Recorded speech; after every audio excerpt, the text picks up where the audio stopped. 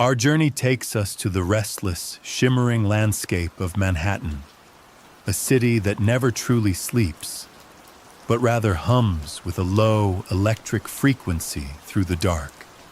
In the autumn of 2014, the air in New York was beginning to turn, carrying that specific crispness that signals the end of the harvest and the start of the long, cold descent into winter. The streets were lined with the gold and amber of falling leaves, dancing in the wake of yellow taxis, while the scent of roasted nuts and damp pavement drifted through the canyons of glass and steel. It was a city of ambition, a place where the skyline itself seemed to reach for something unattainable, and where the world of high-stakes real estate was a theater of power, prestige, and carefully curated appearances. In this world, we find Tracy Tutor. To many, she is a familiar face, a woman of sharp intelligence and undeniable presence who navigated the cutthroat waters of Los Angeles real estate with a grace that seemed almost effortless. She was a woman who found peace in the details, the texture of a marble countertop, the specific hue of a sunset over the Pacific, the steady rhythm of a closing deal. She was a professional, a mother, and a figure of strength in an industry that rarely afforded it to those who didn't fight for it. But beneath the polished exterior of the woman the world knew from million-dollar listing, there was a memory from a New York autumn that had remained tucked away, a story that was finally ready to be told as the cold winds of justice began to blow through a Manhattan courtroom years later. The world of luxury real estate in 2014 was a small, interconnected circle where reputation was everything and connections were the currency of the realm. It was during this time that Tracy was invited to a dinner in New York City, a professional gathering intended to bridge the gap between coast-to-coast markets. The invitation was simple: a chance to meet with Orrin Alexander and other brokers from Douglas Elliman, the firm where he was then a rising star. Orrin, along with his brothers Tal and Alon, were becoming household names in the industry, known for their record-breaking deals and a lifestyle that mirrored the opulence they sold to their clients. The dinner was supposed to be a routine evening of networking, a mundane anchor in a busy professional life, filled with the soft clinking of silverware, the low murmur of industry talk, and the warmth of a shared meal. We find ourselves at that table, imagining the scene as it was described in the legal filings that would emerge a decade later. Tracy was accompanied by a friend, a fellow professional who provided a sense of familiarity in the bustling New York environment. The restaurant would have been filled with the sensory details of high-end dining, the faint scent of expensive cologne, the glimmer of candlelight reflecting off wine glasses, and the steady, rhythmic ticking of a clock on the wall, marking time as the evening progressed. According to the complaint, the atmosphere was one of professional camaraderie until the moment the narrative shifted. Tracy claims that during the dinner, she was handed a drink, a simple gesture of hospitality that would become the pivot point for everything that followed. Shortly after, the world began to blur, the sounds of the restaurant fading into a distant hum as she experienced a sudden, terrifying blackout. The investigation into that night, conducted years later through the lens of a civil lawsuit, paints a picture of a night that drifted far from its intended course. When Tracy's friend noticed her absence from the table, a sense of unease began to take hold. The mundane comfort of the dinner was replaced by a searching concern. The friend eventually found Tracy in a restroom stall, The scene described in the legal documents is one of profound disorientation.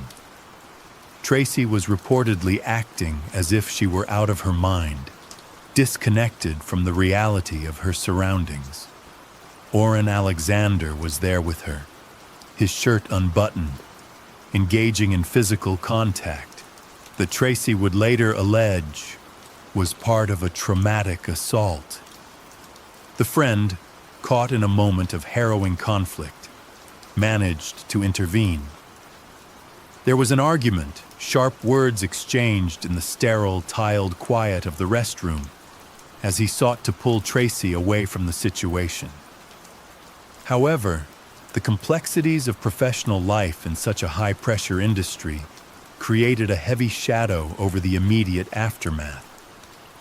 Fearing for his own job security within the powerful real estate firm, the friend eventually left the dinner, though he did ask someone to ensure that Tracy was returned safely to her hotel. It is a detail that speaks to the chilling atmosphere of the time, where the fear of professional retribution could weigh as heavily as the need to protect a colleague. By the next morning, the sun rose over a city that looked the same. But for Tracy, the landscape had fundamentally shifted. She describes waking up in a hotel room that was not her own, the light filtering through unfamiliar curtains. The physical reality of the morning was grim and heavy. She noticed that her personal items were missing, and her body bore the marks of a night she could not fully remember. She discovered that a tampon had been removed, and she was surrounded by blood. A stark and distressing realization of what had occurred during the hours she lost to the darkness. Her purse, too, was gone, eventually returned to her by Orrin's assistant, a mundane object surfacing from the wreckage of an impossible night. These events, though they took place in 2014, have only recently moved from the private halls of memory to the public record of a Southern District of New York courtroom. The timing is not a coincidence. As we sit here in the quiet of the night, we must acknowledge that justice often moves at the pace of a slow-turning tide. Today, Orrin Alexander, along with his brothers Tal and Alon, stands at the center of a federal sex trafficking trial. The charges are grave, involving allegations of a pattern of rape and sexual assault reaching back as far as their high school years. Federal prosecutors have stated that more than 40 women have come forward with accusations against at least one of the brothers, painting a picture of a systematic abuse of power that spanned nearly 2 decades. The Alexander brothers have consistently denied all wrongdoing, pleading not guilty to the criminal charges. Their defense, articulated by attorneys like Jason Goldman, suggests that the timing of Tracy's lawsuit, filed just as jury deliberations were set to begin in the federal trial, is a strategic move designed for maximum media impact. They characterize the allegations as false and opportunistic, a transparent attempt to taint the proceedings. Yet, for the women who have stepped forward, the narrative is not about tactics, but about the slow, painful process of reclaiming a story that was taken from them in the shadows of the past. We must remember that these events are now part of the public record, a historical tragedy that is being parsed by a jury of peers. The impossible night, Tracy Tutor describes, is no longer a secret kept in the dark. It is a piece of evidence in a much larger examination of accountability. The silence of that hotel room in 2014 has been replaced by the measured, authoritative voices of the legal system. As the investigation continues and the jury deliberates, the urgency of the crime has faded into the retrospective calm of the court. We can look at these facts safely, knowing that the process of discovery is underway and that the truth, however heavy, is finally being weighed in the light of day. As we conclude this first chapter of our reflection, we find ourselves back in the stillness of the present. The danger of that night is long gone, held now only in the pages of legal briefs and the memories of those who lived it. Tracy Tutor has spoken her truth, and the Alexander brothers have offered their defense. The world continues to turn. The city of New York continues to hum, and we are safe to let these details drift into the background. The story of that night is a reminder that while the shadows may be deep, they eventually retreat when the sun begins to rise. For now, the house is quiet, the air is still, and you are safe to rest, knowing that the complexities of the world are being handled by those whose duty it is to find the light. The year 2014 in the high-stakes world of Manhattan real estate was a time of glittering steel and glass, a period where the skyline seemed to reach for something more than just height. It was a landscape of ambition, where the air often smelled of expensive cologne and the polished marble of hotel lobbies.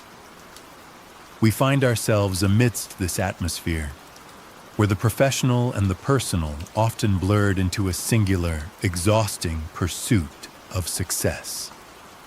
Tracy Tutor, a woman who had already established her own formidable presence in the Los Angeles market, was not a stranger to this world. She was a person who took pride in her work, a woman who found her grounding in the structured details of a contract and the familiar weight of a heavy leather planner. Yet even the most composed individuals can find themselves adrift when the environment around them begins to shift in ways that are subtle and unseen. The dinner was intended to be a bridge between coastlines, a gathering at a well-known establishment where the clinking of crystal and the low hum of professional networking provided a familiar backdrop. Tracy arrived accompanied by a friend, a choice that usually offers a layer of unspoken security in unfamiliar cities.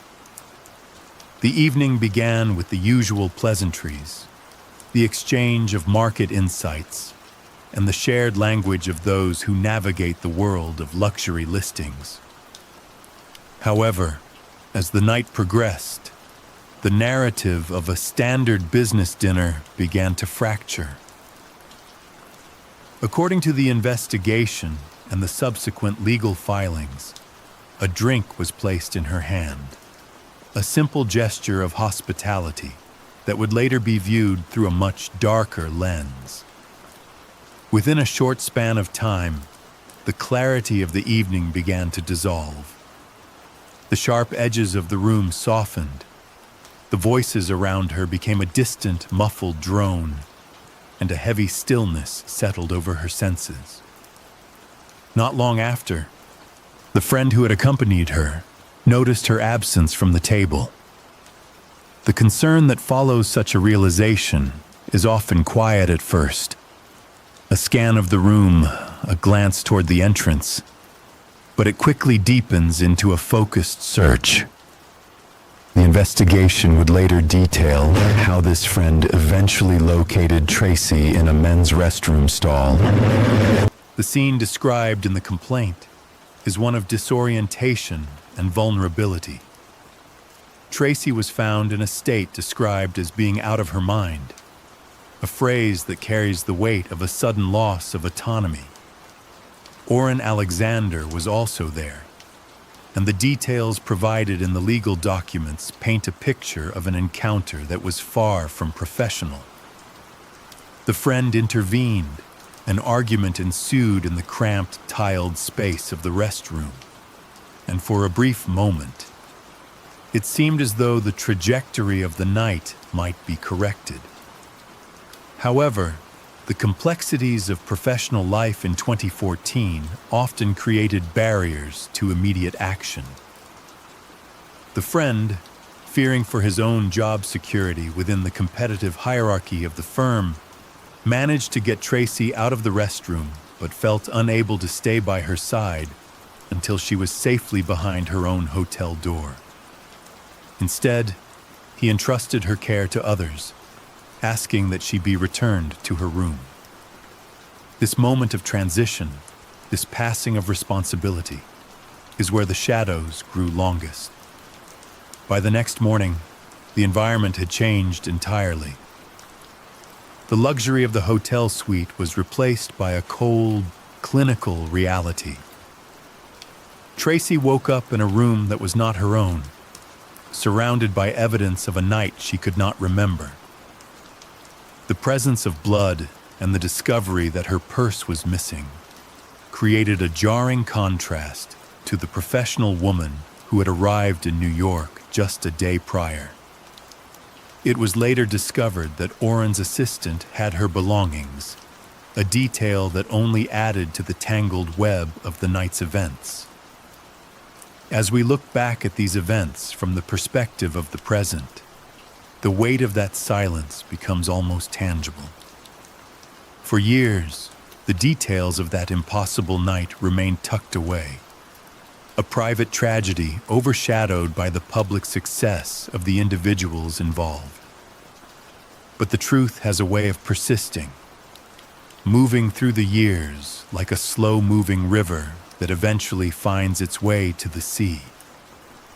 The legal proceedings that have now come to light are not just about a single night in 2014. They are about the restoration of a narrative that was nearly lost to the stillness of a New York hotel room. The investigation continues to peel back the layers of these allegations, and as the jury in the Southern District of New York nears its deliberations, the world watches the slow, methodical process of justice. I know many of you enjoy listening to these stories as you fall asleep. So before you drift off, I'd love for you to leave a comment letting me know where in the world you're tuning in from. Tonight, we look at a story of a woman who found her voice after a decade of quiet. We find ourselves in Los Angeles, where the city lights are currently blurred by a steady, rhythmic downpour. Let the rain carry you as we begin. The world of luxury real estate is one of polished surfaces and high-performance expectations. It is a landscape defined by the soft, heavy weight of silk suits and the quiet click of heels on Italian marble. In the million-dollar lifestyle, image is the primary currency. Imagine standing before a floor-to-ceiling window on the 40th story of a Manhattan skyscraper. Below, the city is a silent grid of pulsing lights, and the hum of traffic is reduced to a distant, oceanic vibration. Inside the room, the air carries the sharp, expensive scent of bergamot and the subtle, earthy musk of aged leather. These are the velvet-lined rooms where deals are whispered and legacies are built. It is a world of immense pressure, where the thin line between professional success and personal safety can sometimes become obscured by the sheer brilliance of the chandelier light. As we sit here tonight, sheltered by the sound of the rain against the glass, we are safe from that storm. We are simply observers by the fire, looking back at a timeline that has already unfolded. The investigation into the Alexander brothers has moved into the sterile, quiet halls of the Southern District of New York, far removed from the hotel lobbies and the gala dinners of 2014. The transition from the frantic energy of a real estate closing to the slow, methodical pace of a federal trial is a stark one. According to the court records, the allegations involve a decade of silence, a weight that Tracy Tutor carried through her rise to prominence. The texture of this world is important to understand. It is a place where every handshake is a contract and every dinner is an audition. At the time, Tracy was building a career in a field that demands constant presence and unshakable confidence. The contrast between that public-facing strength and the private vulnerability described in her complaint is where the heart of this narrative lies. By the next morning, the world she knew had shifted, though it would take years for the full scope of that shift to be voiced in a courtroom. We observe the stillness of these professional spaces, the hushed corridors of Douglas Elliman, the pristine white linens of a New York hotel, and we recognize that beneath the glamour, a different kind of story was waiting to be told. The danger has passed into history now, leaving only the examination of the truth in its wake. Would you like me to describe the specific timeline of the events at the 2014 dinner and the observations made by the witnesses present that evening? The city of Manhattan in 2014 was a landscape defined by its relentless verticality, a place where the air itself seemed charged with the static of billion-dollar ambitions and the rustle of tailored wool. It was into this environment that Tracy Tutor arrived, a woman whose own professional standing was already beginning to shimmer with the promise of the career she would eventually build. She had been invited to a dinner that was, on its surface, a quintessential gathering of the industry's elite, a meeting of brokers from Douglas Elliman, intended to foster connections and solidify the alliances that move the gears of New York real estate. The setting was one of curated excellence, featuring heavy silverware that caught the amber glow of the dining room and the soft, rhythmic clinking of glass that forms the white noise of high-stakes networking. According to the legal documents filed years later, the evening began with the expected formalities of such an event. Tracy was accompanied by a friend, providing a layer of familiar comfort amidst a sea of high-profile colleagues. However, the narrative of the night shifted as the environment of the restaurant began to blur.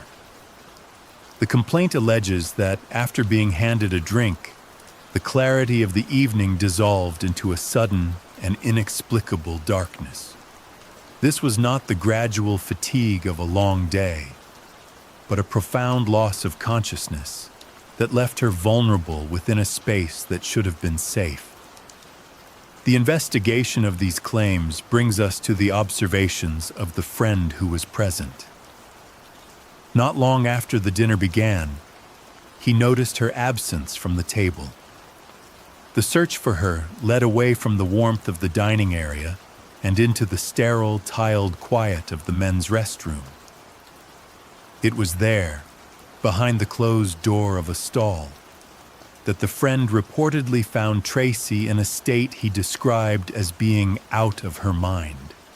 She was with Orrin Alexander, who was allegedly unbuttoned and engaged in intimate contact with her while she was in this incapacitated state. The friend intervened, leading to a tense confrontation in the narrow hallway of the restroom, a sharp, discordant note in an evening designed for elegance. Despite this intervention, the complexities of professional survival took hold. The friend, allegedly fearing for his own job security within the high-pressure firm, managed to get Tracy out of the restroom, but ultimately left the dinner, entrusting her care to someone else to ensure she reached her hotel. By the next morning, the silence of a New York hotel room greeted Tracy as she regained consciousness. But the stillness was heavy with a sense of violation. She discovered her purse was missing, and more distressingly, she noticed physical evidence that her body had been tampered with while she was blacked out, observing that her tampon had been removed and there was blood present. The missing purse would later be returned to her by Oren's assistant, a mundane detail that underscores the chilling proximity of the administrative and the personal in this account. These events, though occurring over a decade ago, have now surfaced with a weight that demands a retrospective calm.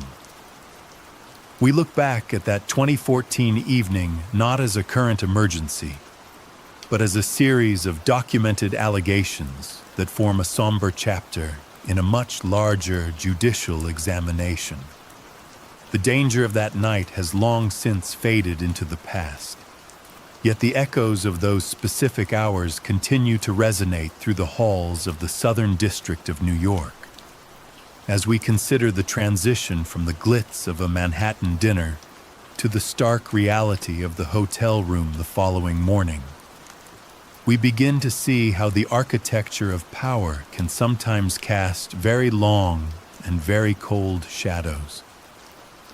The year was 2014, and the air in Los Angeles carried the scent of jasmine and the electric hum of a career reaching its first great crescendo. We find Tracy Tudor moving through the hills of Southern California with a grace that suggested she had already mastered the intricate dance of high-stakes real estate.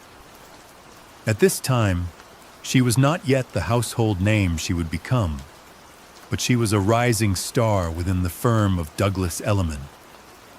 Her world was one of architectural drawings, the smooth feel of marble countertops, and the quiet satisfaction of a deal closed under the golden hour sun. The trajectory was clear, and the future felt as bright as the Pacific horizon. As the seasons turned toward the end of the year, an invitation arrived that felt like a natural progression of this success. It was a call to leave the palm trees behind and travel to the stone and steel canyons of New York City. The purpose was professional growth, a networking dinner designed to bridge the gap between the Los Angeles elites and the power players of the Manhattan market. Among those she was meant to meet was Oren Alexander, a man whose reputation in the industry was, at the time, synonymous with unprecedented luxury and rapid ascent. We imagine the transition from the warmth of the West Coast to the crisp, sharp evening air of Manhattan. The New York dining scene in 2014 was a theater of ambition. Inside the restaurant, the atmosphere was thick with the sounds of clinking crystal and the low, rhythmic murmur of professional discourse. The light was likely amber and low, casting soft shadows against the dark wood of the tables. There was the smell of expensive leather, the faint trail of savory appetizers, and the comforting weight of a heavy linen napkin. For Tracy, this was a moment of profound professional optimism. She was accompanied by a friend, and as they took their seats, the evening promised nothing more than the expansion of a legacy. There is a specific kind of peace that comes with knowing you have earned your place at the table. The shift, however, was waiting in the stillness. It began not with a grand gesture, but with the simple, mundane act of a drink being placed in her hand. At the time, it was merely a gesture of hospitality, a cold glass against the palm, before the fog began to drift in and the clarity of the New York night started to fade into something unrecognizable. As the dinner progressed, the professional talk continued, but for Tracy, the edges of the room began to soften and blur. The architecture of her evening, once so solid and full of promise, was quietly being dismantled.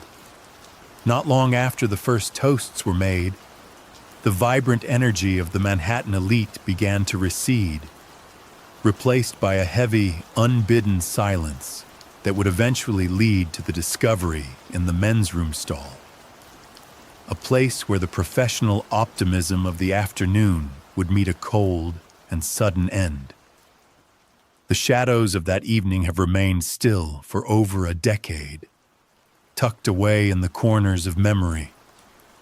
But as we reflect on that night in 2014, we see that the events were already set in motion, leaving a trail of questions that would not find their way into a courtroom until the world had changed entirely.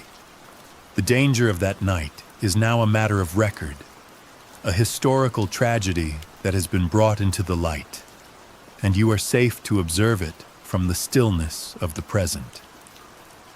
The setting for the evening was one of those New York rooms designed to feel like the center of the world, where the lighting is intentionally dim and the air carries the scent of expensive leather and polished mahogany.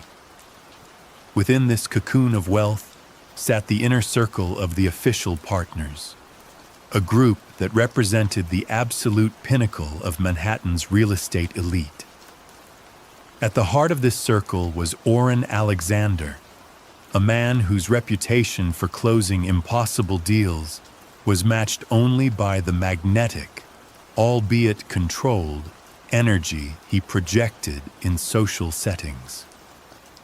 For Tracy Tudor, this was meant to be a professional bridge, a moment where the high-stakes world of Los Angeles real estate met the entrenched power of New York.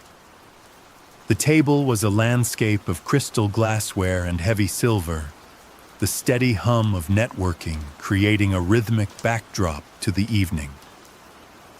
It was in this environment of calculated elegance that the trajectory of the night shifted with a single mundane gesture. A drink was placed in Tracy's hand. In the clinical language of the later investigation, this moment serves as the definitive marker between the world of the known and the world of the unknown. There was no immediate sense of alarm, no sudden shift in the room's temperature, only the cool weight of the glass and the social expectation of a toast among peers. However, what followed was not the gradual blurring of a long night, but a precise and absolute erasure of consciousness. The sensation was less like falling asleep and more like a film reel simply snapping in the dark. We describe this now as a loss of time, a clinical blackout, where the brain ceases to create new memories while the body continues to move through space. To the outside observer, the party continued. The clinking of forks against china and the low murmur of ambition remained constant. But for Tracy, the narrative of her own life had been paused by a chemical intervention. This loss of agency is a heavy truth to carry. Yet we must remember as we navigate these shadows that the silence has since been broken. The confusion of that hallway and the darkness of that evening have already been met with the light of the present day. The truth was eventually recovered, piece by piece, ensuring that while the night was lost, the person was not. The investigation would eventually piece together the fragments of what the official partners' circle sought to keep hidden, proving that even the deepest fogs eventually clear when the sun begins to rise. The weight of the velvet curtains and the stillness of the Manhattan air outside the restaurant stood in stark contrast to the internal void Tracy was now experiencing. While her companion saw a woman still present at the table, the reality was a biological disconnect, a physiological wall that had been erected between her mind and the world around her. This was not the typical fatigue of a cross-country flight or the expected buzz of a social gathering. It was a profound, synthetic stillness.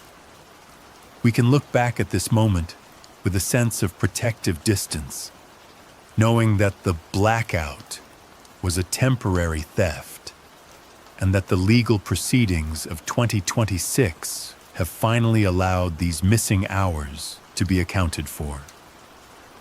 The table, once a symbol of professional triumph, had become the site of a historical tragedy that is now being meticulously resolved in the halls of justice.